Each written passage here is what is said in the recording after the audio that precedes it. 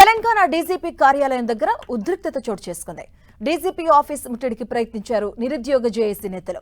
Police శాఖలో ఉన్న ఖాళీలను వెంటనే భర్తీ చేయాలంటూ డిమాండ్ చేస్తూ డీజీపీ కార్యాలయాన్ని ముట్టడించారు. 5 నెలల్లో ఎస్ఐ కానిస్టేబుల్ నోటిఫికేషన్ ఇచ్చి 20,000 కానిస్టేబుల్ ఉద్యోగాలను భర్తీ చేయాలని కోరుతూ ధర్నా చేపట్టారు. ఆందోళనకారులను పోలీసులు అరెస్ట్ చేశారు.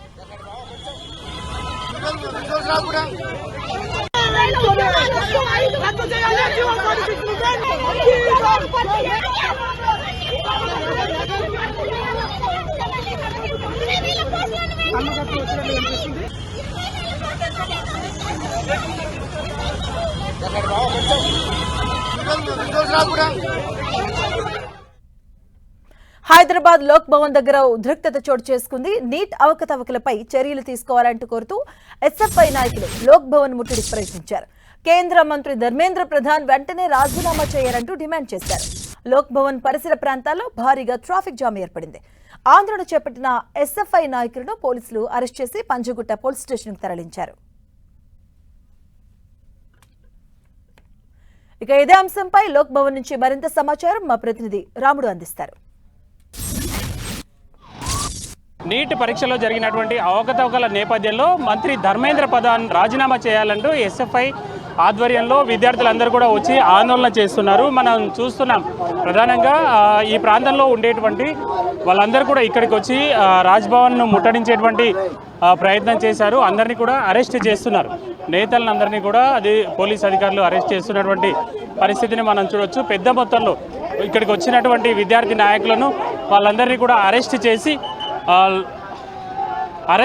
తరలిస్తున్నటువంటి పరిస్థితిని మనం చూడొచ్చు. ప్రధానంగా హైదరాబాద్ సిటీలో ఉండేటువంటి వాళ్ళు, హైదరాబాద్ నుంచి వచ్చినటువంటి నేతలతో పాటు చాలామంది నేతలు వివిధ జిల్లాలకు సంబంధించినటువంటి వాళ్ళందరూ కూడా ఇక్కడికి రావడం జరిగింది. మొత్తం తోసుకురావడం జరిగింది. ఈరోజు గవర్నర్ ఆఫీస్ ఎందుకు ముట్టడిస్తామంటే అనేక మంది విద్యార్థుల జీవితాలతో చెలగాటమాడినటువంటి కేంద్ర విద్యాశాఖ మంత్రి ధర్మేంద్ర ప్రసాద్ వెంటనే రాజీనామా చేయాలని చెప్పేసి మేము భారత విద్యార్థి ఫెడరేషన్ ఎస్ఎఫ్ఐ ఆధ్వర్యంలో ఈరోజు రాజ్భవన్ ముట్టడించడం అనేది జరిగింది. అదే కాకుండా భవిష్యత్తులో నువ్వు తక్షణమే ఈ నీట్ పేపర్ని వెంటనే రద్దు చేయకపోతే మేము భారత విద్యార్థి ఫెడరేషన్ ఎస్ఎఫ్ఐగా అనేక ఉద్యమాలు ఆందోళనలు దేశవ్యాప్తంగా నిర్వహిస్తామని చెప్పేసి మేము డిమాండ్ చేస్తా ఉన్నాం. ఖబర్దార్ ధర్మేంద్ర ప్రసాద్, నువ్వు వెంటనే రాజీనామా చేయాలని చెప్పేసి మేము డిమాండ్ చేస్తా ఉన్నాం.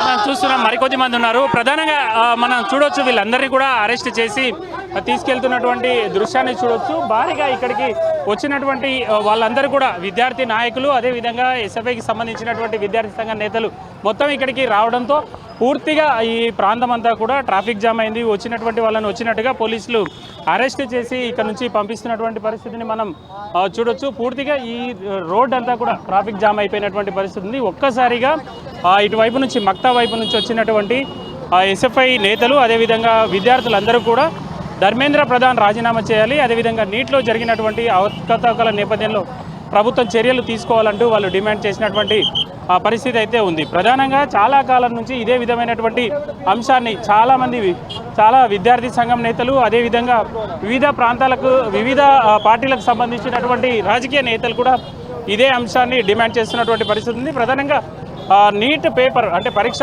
ఈ విధంగా అవకతవకలు జరగడం, అదేవిధంగా ఈ విధమైనటువంటి ఆరోపణలు ఉన్నటువంటి నేపథ్యంలో ప్రభుత్వం విద్యాశాఖ మంత్రి పైన చర్యలు తీసుకోవాలనేది ప్రధానమైనటువంటి డిమాండ్గా మనం చూడొచ్చు.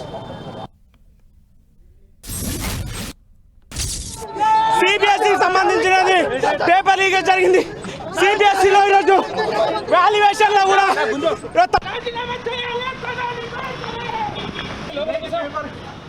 పేపర్ పైన అవకతవకల పైన ఈరోజు